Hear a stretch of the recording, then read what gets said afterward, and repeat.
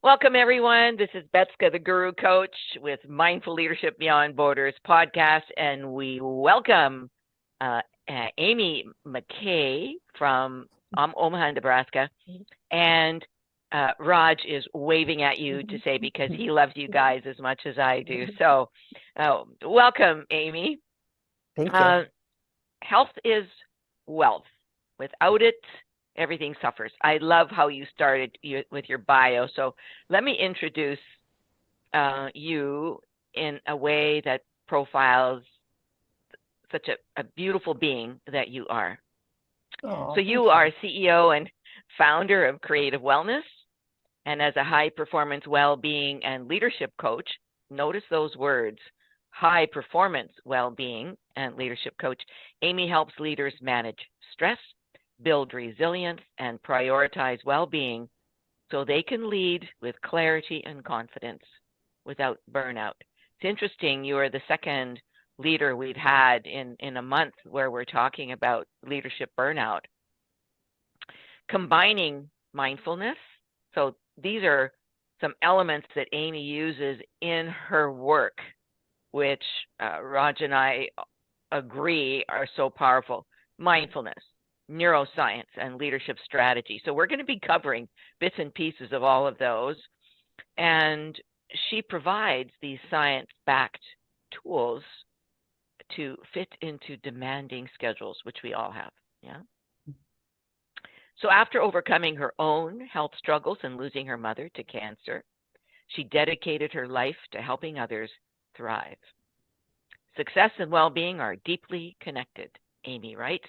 And when leaders care for their minds and bodies, they unlock their greatest potential in work, life, and beyond. What a great intro. Thank you, Amy, for being here with us today. We appreciate it. So how did you become interested in holistic wellness in the first place? There must be a big story behind all this.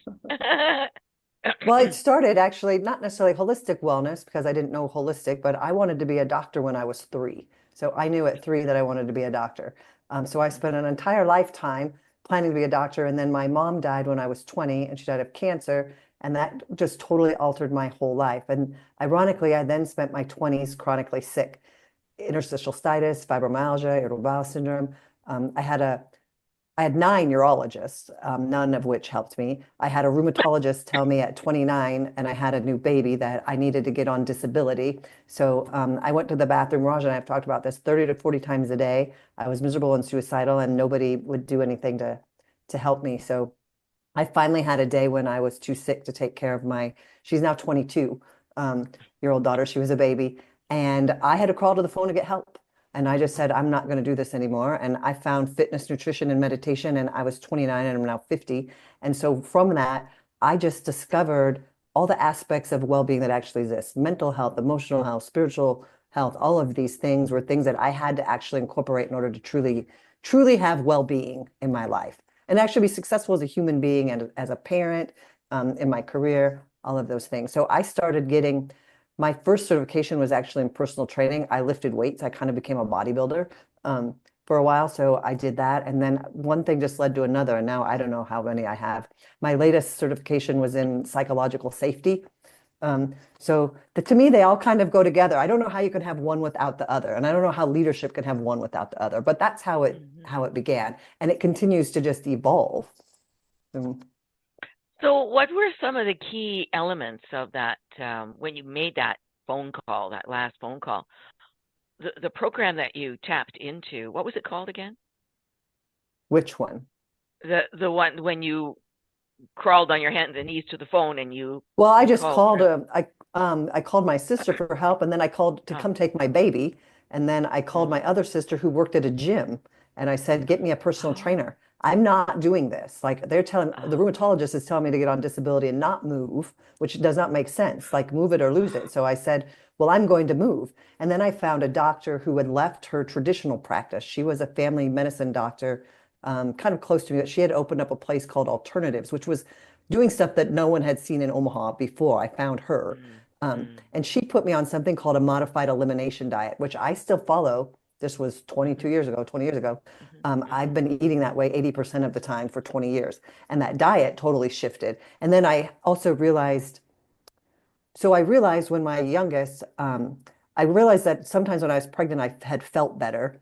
And I realized sometimes when I was breastfeeding that my hormones shifted when I was no longer breastfeeding.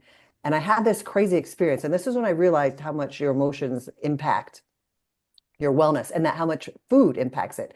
So I was thinking I was eating healthy. I was eating crackers and it was fake cheese. It's plastic, but I thought it was healthy. I was eating crackers and cheese and grapes every afternoon as I was trying to be healthy. And I had this moment where I was like, every single afternoon, I am angry, like super, super angry. So I was having this emotional reaction from eating this food. And then I had some, every time I ate tomatoes that weren't organic, I would fall asleep, like literally just fall asleep sitting there. So I was realizing that I was having different experiences based off food. So when I did this modified elimination diet, in 30 days, my bladder felt better, like in a month. So that was pretty profound. And it originally started off, I'm just going to do it for a year and whatnot. And now here we are 20 years later, and I still do it because it keeps me healthy. And it really isn't anything fancy. And I meditate and I work out and I do yoga. But all of those things, yeah, all of them help sustain. Yeah, for sure. So what I'm hearing you say is how you got your wellness back was through this modified elimination diet, was also through meditation and yoga and what else? Fitness. Like you Fitness. have to, I always think you have to eat, well, you have to sleep well, like sleep is in there, but you have to eat, move, and think well. Like honestly, you have to eat, move, and think well. You must do those things. In order to do those, you have to sleep well. So there's that. But if you don't eat well, you might not sleep well. So they all kind of like, whether we want them to or not, they're all integrated. Yeah, absolutely. Well, what a fascinating story. And so you are very qualified just with your story to help leaders in what they do. But what other qualifications do you have that allow you, or I hate to use that word credential, to give you the credential to do your work. But, I mean, because what have you studied? Yeah, I mean, even without studying, if you're meditating, you're getting answers anyway. Yes. Right? Exactly. Yeah. And I love my certifications because they do help validate me. But honestly, some of them are crap. And sometimes my intuition actually serves me better. So it's good to have both. Like it's good to study and research things and whatnot. So I have 8 certifications in things related to energetic healing. So most commonly talked about in the US is Reiki, which was not my first. I got that because everybody's asking about it. So I actually have 7 others. I have 4 in Silva Life Training, which is mind training, which was first introduction to, it's a different type of meditation. I think I have 4 or 5 specifically in mindfulness meditation and mindfulness meditation teacher training, certified life coach, certified personal trainer, certified sports visualization, and certified mind body coach. And I don't remember what else. Wow. So, and psychological safety. I just got some, that one's, again, that was just a week-long thing at psychological safety, but it was a good introduction. It was all mindfulness-based stuff. It was all self-awareness and mindfulness-based stuff, technically. So. I think that's really what you have to have regardless, right? Like I can talk to you about all of these things, but if you are not mindful and self-aware, none of them matter. None of them. Yes, I agree. Meditation is the main certificate. That is my like, honestly, and if I don't meditate, like my daughters will be like, oh, you are getting really cranky. Have you meditated? Because they're like, if I don't meditate, they know that mom is not at her best self. I'm a little moody if I don't. Right now I'm doing a 40-day Kundalini yoga challenge. It's a miracle Kriya mantra. And yesterday I was like, I do not want to do this, but it really teaches you to have to push through. It redoes your nerve. It helps, support your nervous system, your glandular system, your chakras, like everything. So Kundalini yoga has been, I did it off and on for a while, but now I do specific challenges because it challenges me. It's 40 days for 40 minutes every day. And that's very a lot. good. Like you have to be committed, right? And it teaches me to be committed and focused, and I feel better afterwards. But I also do mindfulness meditation. So those are my 2, and some of the Silva stuff as well. Yes. Yeah, Yeah. very good. That's awesome. Yeah, it's good. Well, I'm excited when we're going to take a little pause here, and when we come back, we're going to get into the real detail of what Amy offers to you folks, including a discussion on emotional intelligence. So we'll be right back, folks. Thank you.